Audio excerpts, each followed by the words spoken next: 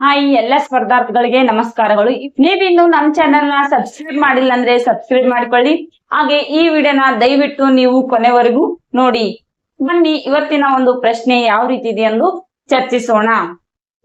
ಮೊದಲನೇ ಪ್ರಶ್ನೆ, ಗುಹೇಶ್ವರ ಅಂಕಿತ ನಾಮದ ವಚನಕಾರ ಯಾರು? Option A Ambigara Chowdayya, option B Basavanna, option C Jedara Dasimayya, option D Allama Prabhu. ಈ ಒಂದು ಪ್ರಶ್ನೆಗೆ ಸರಿಯಾದ ಉತ್ತರ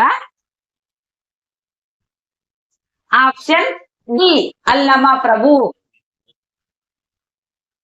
ಪ್ರಶ್ನೆ 2, ಪ್ರಥಮವಾಗಿ ಪ್ರಕಟವಾದ ಜನಪದ ಸಾಹಿತ್ಯದ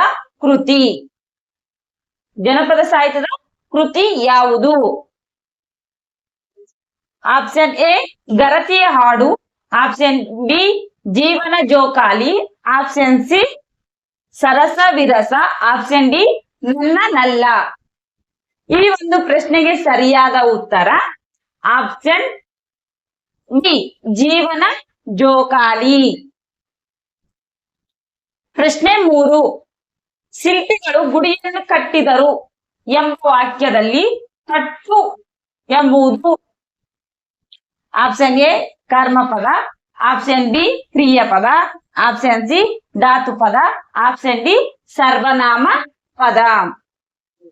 ಈ ಶಿಲ್ಪಿಗಳು ಗುಡಿಯನ್ನು ಕಟ್ಟಿದರು ಎಂಬ ವಾಕ್ಯದಲ್ಲಿ ಕಟ್ಟು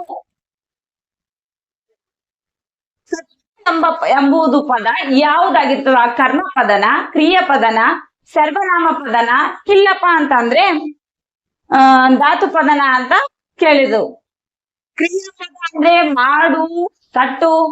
ಅದರಲ್ಲಿ ನಾವು ವಾಕ್ಯವನ್ನು ಗಮನಿಸಬೇಕಾಗ್ತದ. ವಾಕ್ಯದಲ್ಲಿ ಏನ್ ಬಂದಿದೆ ಅನ್ನೋದು ನಾವು ನೋಡ್ಬಿಟ್ಟು ಗಮನಿಸಬೇಕಾಗುತ್ತೆ. ಎಲ್ಲರ ಮನಸ್ಸಿನಲ್ಲಿ ಏನ್ ಓಡ್ತಿರ್ತದಪ್ಪ ಅಂದ್ರೆ ಕಟ್ಟು ಅಂದ್ರೆ ಕ್ರಿಯಾಪದ ಅಂದ್ರೆ ಮಾಡ್ಲತ್ತಾರಲ್ಲ ಅನ್ನೋದು ಕ್ರಿಯಾಪದ ಆಗ್ತದ ಅನ್ಕೊಂಡಿರ್ತಾರ. ಅದು ಕ್ರಿಯಾಪದ ಅಲ್ಲ, ಅದು ಒಂದು ಧಾತು ಪದ.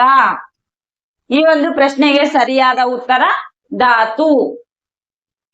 4ನೇ ಪ್ರಶ್ನೆ, ವಚನಕಾರರು ನಿರ್ಮಿಸಿದ 2 ಮಹಾ ನಿರ್ಮಾಣಗಳು? ಆಪ್ಷನ್ ಎ ಸ್ವರ್ಗ ನರ್ಕ, ಆಪ್ಷನ್ ಬಿ ದೇವಲೋಕ ಮಧ್ಯಾರ್ಥ ಲೋಕ, ಆಪ್ಷನ್ ಸಿ ಅನುಭವ ಮಂಟಪ ಮಹಾಮನೆ, ಆಪ್ಷನ್ ಡಿ ಅಂತರಂಗ ಬಹಿರಂಗ.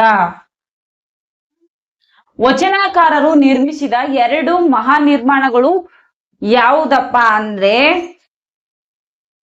ಈ ಒಂದು ಪ್ರಶ್ನೆಗೆ ಸರಿಯಾದ ಉತ್ತರ ಆಪ್ಷನ್ ಸಿ ಅನುಭವ ಮಂಟಪ ಮಹಾಮನೆ.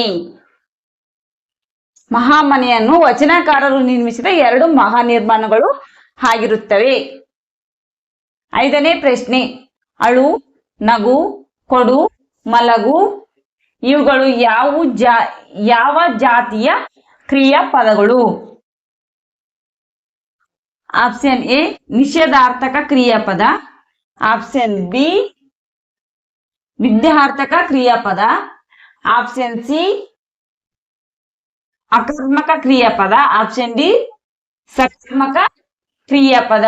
ಈ ಒಂದು ಪ್ರಶ್ನೆಗೆ ಸರಿಯಾದ ಉತ್ತರ ನಿಮಗೆ ಗೊತ್ತಿದ್ರೆ ನಮಗೆ ಕಮೆಂಟ್ ನಲ್ಲಿ ತಿಳಿಸಿ. ಈ ಒಂದು ಪ್ರಶ್ನೆಗೆ ಸರಿಯಾದ ಉತ್ತರ ಆಪ್ಷನ್ ಸಿ ಅಕರ್ಮಕ ಕ್ರಿಯಾಪದ.